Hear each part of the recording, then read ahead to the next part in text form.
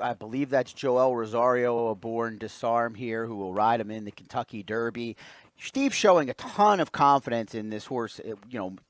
Second place effort on the short stretch, 1 mile, the 2-turn race at Oaklawn Park. To run him in the Louisiana Derby was a very telltale sign for me off just those 3 starts, none further than 8 furlongs. And then in the Lexington, I don't think the effort was really special, but maybe the plan was just to sit back, make sure they hit the board, and then to have them fully cranked for the biggest race in North America, if not the world. I wish he had a dollar sign on his back, because then we would know for sure that it was Joel Rosario. We're not absolutely sure, but it certainly looks like him, and Disarm about to break off for his workout here. Very good-looking son of Gunrunner. Winchell Thoroughbreds, homebred.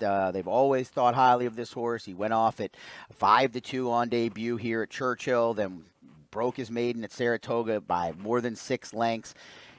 Doesn't have a ton of experience, doesn't have the resume that many of his rivals do, but he should be finishing. He's got the right rider to come from off the pace in Joel. Joel won the Derby in 2013, the first year with the point system. Orb getting it done. Second last year with Epicenter. And it's well documented that Steve Asmussen hasn't won a Derby yet, but he's won over 10,000 races in his career. The second most in the world, the only one in North America to reach that goal. He is the all-time leading trainer in the history of the sport. And we keep saying it year after year. It's just a matter of time before he gets his Kentucky Derby victory. Maybe Disarm will be the horse, as this horse putting in a workout here this morning, and an important one at that, first since the Lexington. It's funny how it works.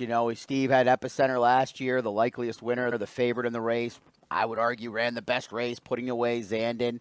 Didn't get the job done, but did have a tremendous 3-year-old campaign. Now he's got a horse where the expectations aren't quite as high. He'll be coming from further off the pace, most likely. Maybe Disarm, like you said, Joe, can get Steve that coveted first Derby. And you see this with a lot of these horses working. They'll have a target in their workmate, the workmate breaking off a little bit ahead of Disarm. Disarm slowly making up ground here on the outside under very little to no encouragement from jockey Joel Rosario. As you see, he's going to pretty much blow his workmate away here with a little bit of the moving of the hands from Joel, but not fully engaged into the bridle there, and he's going to gallop out well. And we'll get the times here from Kevin Kirstein. Again, great follow on Twitter for all the Derby and Oaks information at Horse Racing KK. We'll get that information coming in along with the final time, but Disarm with a strong gallop out as well. Yeah, solid gallop out, of course, I'm sure by design, from his Hall of Fame trainer, and most wins in North American racing history in Steve Asmussen.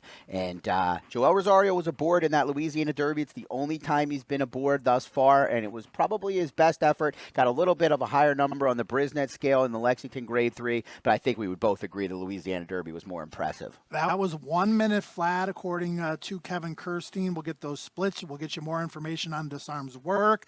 Kevin also confirming that is the dollar sign, Joel Rosario aboard Disarm. The only horse we expect to have a published workout this morning on the Kentucky Derby Morning Work Show. Now,